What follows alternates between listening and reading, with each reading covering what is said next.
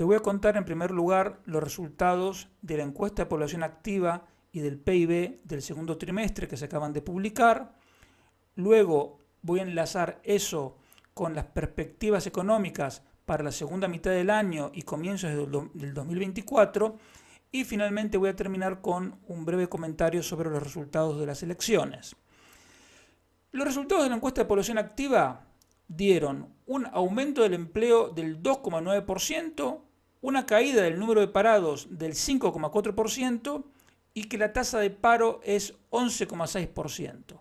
Dicho así, los resultados son muy buenos. Tan buenos que en realidad son sorprendentemente buenos. Porque la economía se viene desacelerando, porque por ejemplo en abril y mayo había caído la producción industrial y había caído las ventas del sector servicios ajustadas por inflación, y además en el bimestre mayo-junio el crecimiento de la afiliación a la seguridad social, es decir, el empleo registrado, había sido el más bajo de los últimos 10 años.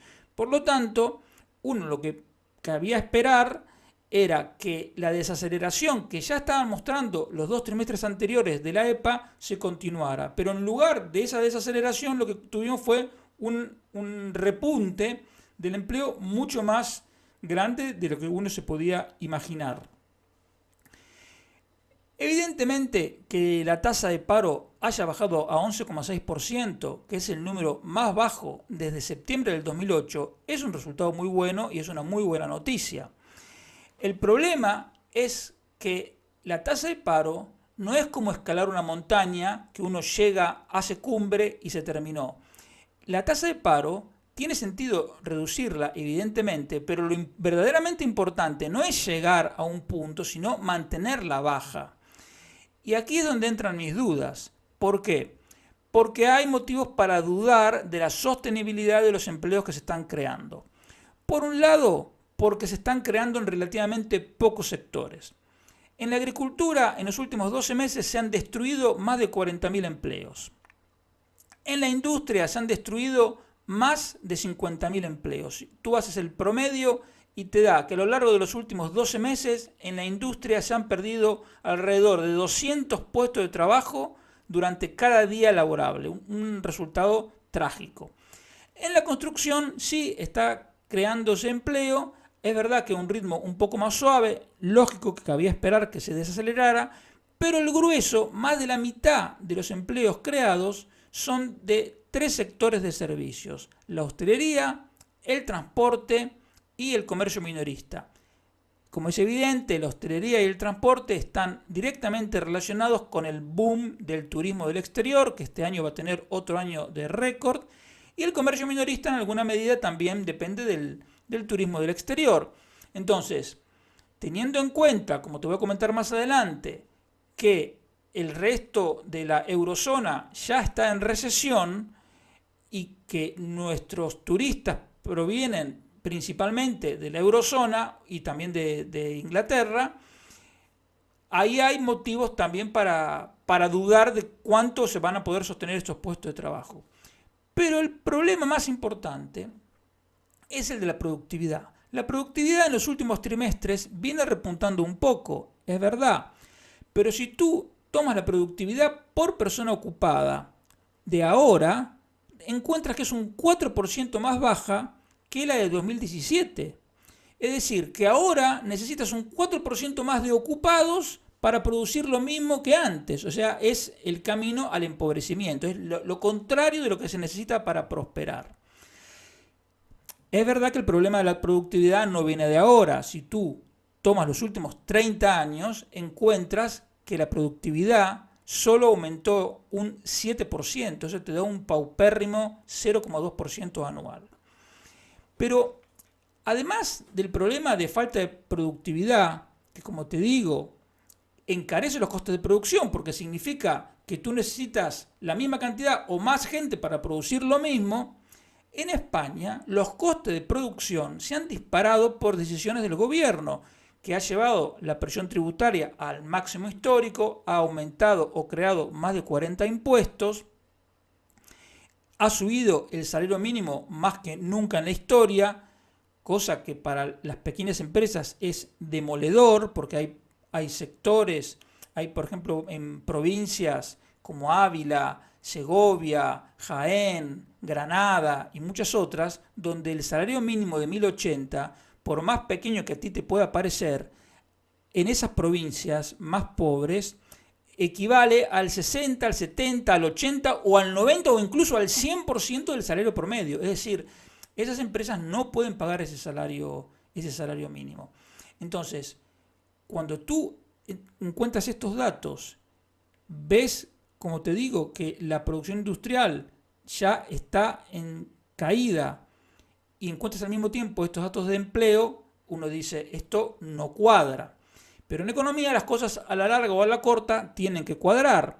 Entonces, el punto es, ojo con los datos de empleo, que está muy bien que baje el número de parados y que crezca el empleo, pero no podemos estar seguros de la sostenibilidad de esos puestos de trabajo.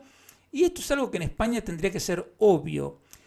¿Por qué te digo esto? Porque en el 2007 la tasa de paro bajó hasta 7,9%. Y había medios de comunicación que ya hablaban de que íbamos a llegar al pleno empleo. Pero ¿qué pasó? Que 2 años después la tasa de paro había subido 10 puntos porcentuales y luego llegó hasta 27%. ¿Por qué?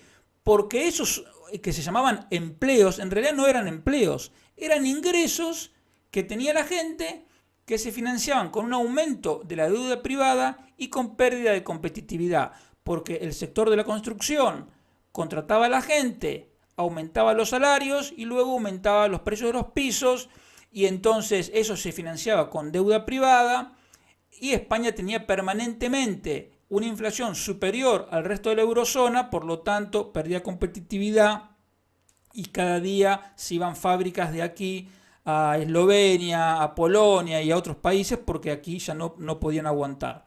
Entonces ahora yo no digo que la situación es exactamente igual, pero tiene algunos parecidos. Se están aumentando los costes de producción, la productividad sigue estancada y son relativamente pocos los sectores que están creando empleo y entonces me permito dudar de la sostenibilidad de estos puestos de trabajo. Ojalá que esté equivocado, pero el mensaje es ojo, porque además tienes un mercado laboral que más allá de que esta dinámica de los últimos trimestres sea positiva, sigue arrastrando problemas estructurales muy graves. Si tú sumas que hay 1.700.000 subocupados, es decir, es gente que quiere trabajar más horas, pero no encuentra dónde. Luego tienes 600.000 pluriempleados, 700.000 fijos discontinuos y más de 3 millones de temporales. Todos juntos son más de 6 millones de personas, es más de una tercera parte de todo el empleo del sector privado. Tenemos que 1 de cada 8 ocupados realiza tareas elementales, es decir, de muy baja productividad, y además tenemos que de 2018 hasta aquí el empleo ha aumentado el doble que las horas trabajadas. Por lo tanto, todo esto te dibuja un mercado laboral que no está sano, digamos, que tiene una dinámica positiva, pero que tiene problemas de fondo que no vienen de ahora, que también vienen de atrás, pero que realza la idea de que los puestos de trabajo que se están creando no tienen la solidez que nos gustaría que tuvieran. Y cuando esto lo comparamos con los datos del PIB que acaban de salir, la idea se refuerza. ¿Por qué? Porque en el PIB sí hubo una desaceleración marcada. El PIB creció en el segundo trimestre 1,7% con relación al segundo trimestre del año pasado. Y eso es el menor incremento de toda la etapa que empezó en el 2021 de la recuperación post-pandemia. Es decir, que la economía está aflojando. Cuando tú miras los componentes de la demanda, te encuentras que, por ejemplo, la inversión en maquinaria está cayendo hace 3 trimestres y que las exportaciones de mercancías este trimestre han caído, es decir, en el segundo trimestre, lo que refuerza lo que te estaba diciendo antes de que el resto de la eurozona ya está en recesión. también encuentras que el consumo privado apenas ha subido un 0,6%.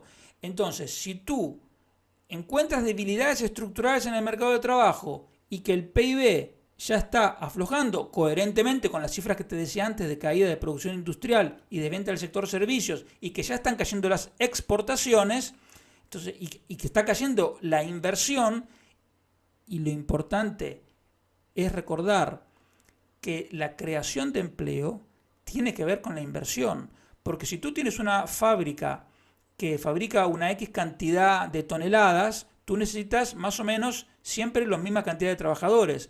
¿Cuándo necesitas más trabajadores? Cuando aumentas la producción. Y normalmente para aumentar la producción tienes que agrandar la fábrica, es decir, comprar unas máquinas, fabricar una nueva planta o lo que fuese. Entonces, por eso es muy importante seguir la inversión, porque la inversión es lo que te anticipa cómo va a evolucionar el empleo. Y lo que vemos es que la inversión de maquinaria está cayendo hace 3 trimestres. Otra cosa es la inversión en construcción, que en la de vivienda no está aumentando mucho, pero en la de otras construcciones, obras públicas, etcétera, sí está avanzando a buen ritmo. Pero en general tienes una economía más débil.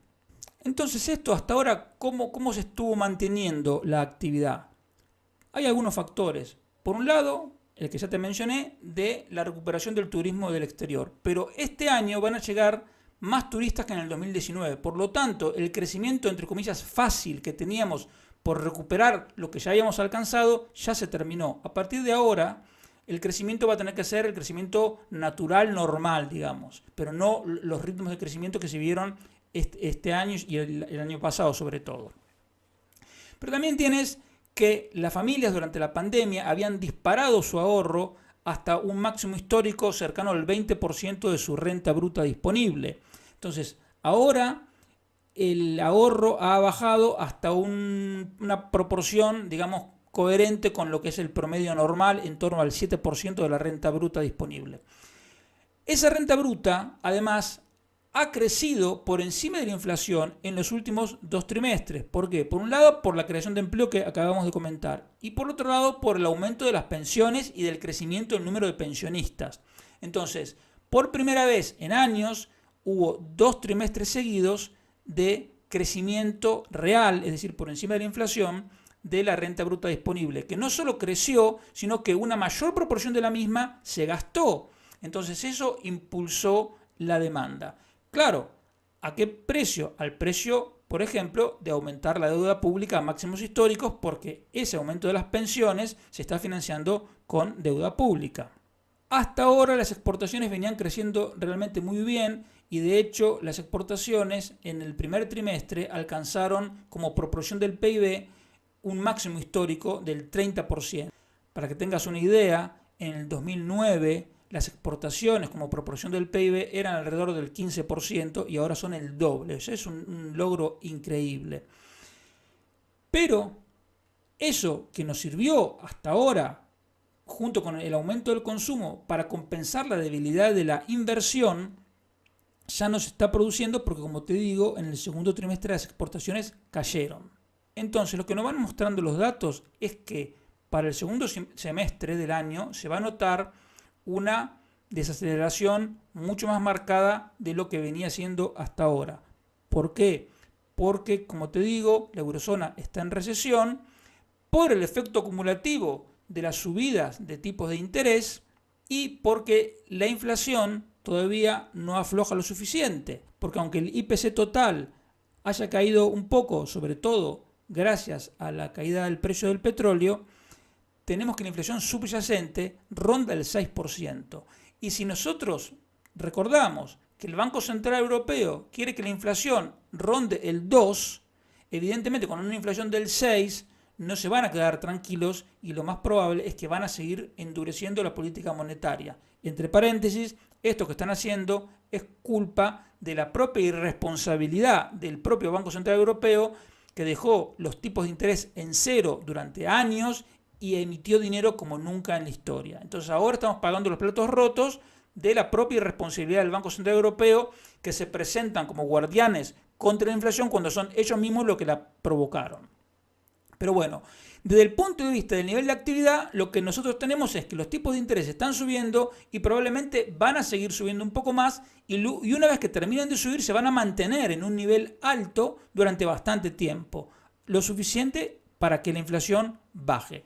Entonces, si tú pones todo eso en la coctelera, te da que necesariamente el crecimiento va a tener que aflojar. ¿Cuánto? Ya veremos, pero digamos, si en 2021 y 2022 el PIB en España creció 5,5%, este año crecerá probablemente un poco más del 2%, y eso ya es mucho más de lo que se esperaba a principio de año. Por lo tanto, habría que darse hasta con un canto en los dientes si crece un 2% y mucho más si crece un poquito más. Pero si tenemos que la economía va a aflojar, las consecuencias sobre el mercado de trabajo van a ser inevitables.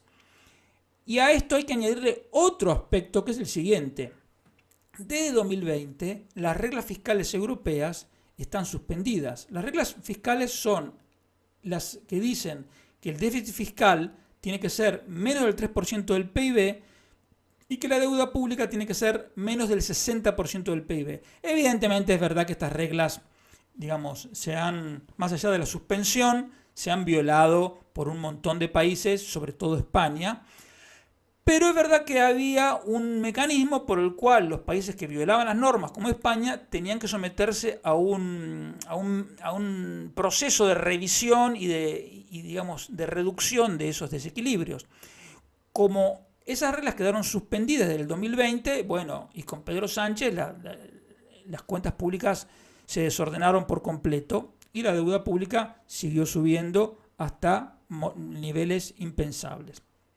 Pero eso ahora llega a su fin, porque en 2024 las reglas se van a volver a aplicar. Entonces, ¿qué pasa? Que los países gastizos, como España, como Italia, como Francia, quieren flexibilizar esas normas.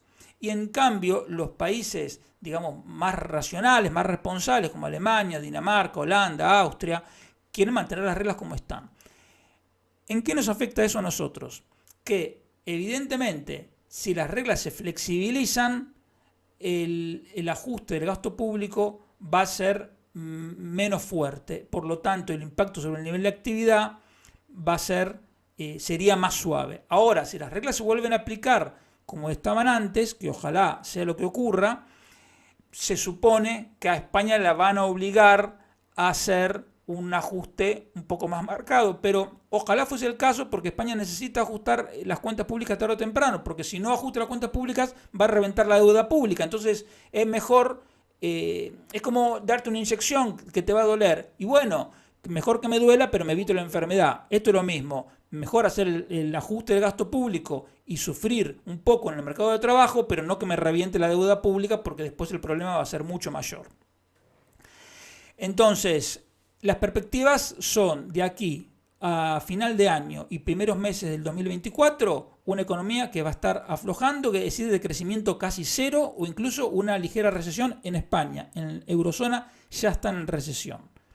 Y con respecto al resultado de las elecciones, te quiero decir básicamente dos cosas.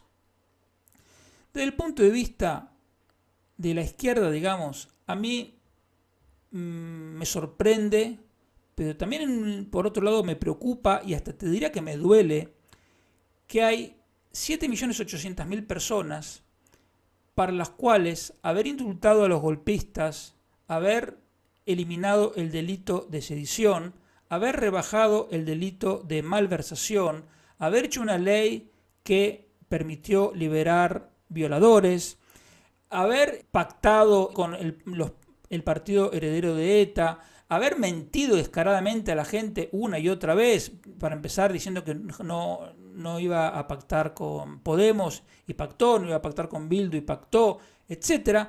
Todas esas cosas, para 7.800.000 personas, son cosas sin importancia o incluso aceptables. Incluso en algún artículo leí que eran cosas que la gente avalaba, cosa que sería una tragedia. Porque evidentemente cada una de las cosas que te acabo de mencionar por sí solas en un país serio serían suficientes para que un presidente tuviera que dimitir y pedir perdón. Aquí hace esas y muchas más cosas y consigue 1 millón más de votos. Entonces, eso es una tragedia porque si la gente está dispuesta a tragar con lo que sea, el político no tiene ningún incentivo para hacer las cosas mejor. Si el sectarismo es tan fuerte que permite aceptar a un mentiroso sin escrúpulos de presidente y ratificarlo y darle incluso 1 millón de votos más, ¿qué incentivo tiene Sánchez para cambiar? No tiene ninguno. Y los demás, ¿qué incentivo tienen para decirle a Sánchez no hagas eso? Ninguno. Tienen incentivos para imitarlo a Sánchez, porque ahora estarán diciendo, mira, al final Sánchez tenía razón, tú haces lo que quieres y luego la gente te vota igual. Eso es por la consecuencia de 2 motivos. Por un lado, el sectarismo, pero por otro lado, porque, como ya te comenté alguna vez, nuestra democracia está viciada por la cantidad de subsidios de todo tipo, para todo tipo de personas, y esto también se explica porque hay mucha gente que vota con el bolsillo. Dicen, Sánchez será lo que sea, pero yo no quiero perder mi subsidio, mi ingreso mínimo vital, mi bono de esto, mi cheque para alimentos, mi rebaja de la electricidad, o lo que sea. Entonces, el aumento del gasto público, como siempre digo, no es solo una cuestión financiera, sino también de libertad. Porque si cada vez más gente vota condicionada, o por no decir directamente coaccionada, la calidad de nuestra democracia va a ir empeorando. Y por el lado de la derecha, yo también me sentí muy defraudado. Porque por un lado, a mí me resulta sorprendente que encuestadoras que tenían un track record de venir acertando, ahora tuvieron un error tan grosero, sobre todo en la subestimación de los votos y el número de diputados del PSOE. Y uno puede pensar bien y decir, bueno, se equivocaron. Pero es muy raro, insisto, que algunas encuestadoras líderes que venían acertando, ahora no acertaran y se equivocaran para el mismo lugar. Eso merece, por parte de las encuestadoras, investigar el tema a fondo y aclarar por su propia reputación, porque si no lo hacen, en el futuro la gente no va a tener ningún respeto por ninguna encuesta, porque al final las barbaridades que hizo Tesanos son equivalentes a las de las otras encuestadoras, que no son todas las encuestadoras, pero sí algunas muy importantes. Vinculado con eso o no, la realidad es que medios, llamémosle de derecha, aunque medio de derecha en realidad creo que no hay ninguno, participaron de una campaña, no sé si orquestada o no, si casual o no, para guiar a la gente como si fuese un rebaño para que votaran a Feijóo. Hicieron creer que la mayoría absoluta de Feijóo estaba a tiro de piedra, comentaban quiénes iban a ser los ministros de Feijóo, y ¿qué consiguieron? Consiguieron desmotivar a mucha gente a que fuera a votar, porque dicen, ¿para qué voy a ir a votar? Esto ya está hecho, me voy a la playa. Alentaron el voto de la izquierda porque dijeron, no, porque un izquierdista diciendo no quiero que gobierne la derecha, pensaba ir a la playa, pero no, mejor voy a votar. Y consiguieron que unos 600.000 votos de Vox pasaran al PP. Votos que al PP no le sirvieron para nada y a Vox le hicieron perder muchos diputados. Porque hay muchos casos, creo que uno es el de la provincia de Cuenca, pero otras provincias donde se eligen pocos diputados, que por ejemplo a Vox le faltaron 300, 500, 900, 1000 votos para tener un diputado más, y en cambio al PP le sobraron 6.000, 7.000, 8.000 votos que no le alcanzaron para el siguiente diputado. Entonces, ahora, en esos mismos medios de comunicación, que la mayoría no ha pedido perdón, le echan la culpa a Vox, como diciendo, bueno, estos de Vox se han querido separar y por culpa de ellos, con esta misma cantidad de votos, tendríamos ahora mayoría absoluta. Pero lo que están pidiendo esos medios es sumisión del votante, en este caso de Vox, a lo que diga el PP. O sea, lo que están pidiendo esos medios que reclaman la unidad o que el Vox se vuelva a integrar en el PP, lo que están reclamando en el fondo es que el votante de derecha sea tan sectario como el de izquierda. Y eso no puede ser. Porque Vox se abrió del PP, si queremos, por cuestiones filosóficas, de principio. En cambio, el PSOE, con todo lo que ha pasado, nadie se ha movido, nadie se ha abierto. Entonces, yo veo como saludable que haya 3 millones de personas que estén dispuestas a a votar por sus valores. No veo por qué tengan que ceder. Es verdad que nos convendría otra cosa. Sí, claro que nos convendría. Como nos convendría que el PP también hiciera otras cosas. Pero a mí lo que me llama la atención es, nadie en la izquierda está diciendo, si los de Sumar se integraran en el PSOE tendría mayoría absoluta. Entonces, en ese sentido, la izquierda es mucho más lista, porque cada uno va por un, digamos, por un sector del mercado distinto y luego se ponen de acuerdo. El error es que el PP y Vox, en lugar de hacer evidente que van a pactar, lo que hizo el PP durante la campaña fue aceptar la criminalización de Vox por parte de la izquierda. Porque, como dijo el propio Feijóo, él lo que quería era, en primer lugar, llamar al PSOE y aspirar a que el PSOE lo perdonara y le dejara gobernar a través de una abstención. Entonces, a mí me resulta, insisto, por el lado de la izquierda, me parece muy lamentable que un mentiroso sin escrúpulos haya conseguido 1 millón más de votos. O la gente está muy desinformada, o la gente se está dejando vender por un subsidio, y cualquiera de las dos cosas me parecen muy tristes. Y la tercera alternativa es simplemente el sectarismo. Que haya 3 millones de personas votando comunismo en pleno siglo XXI, a mí me parece también una tragedia.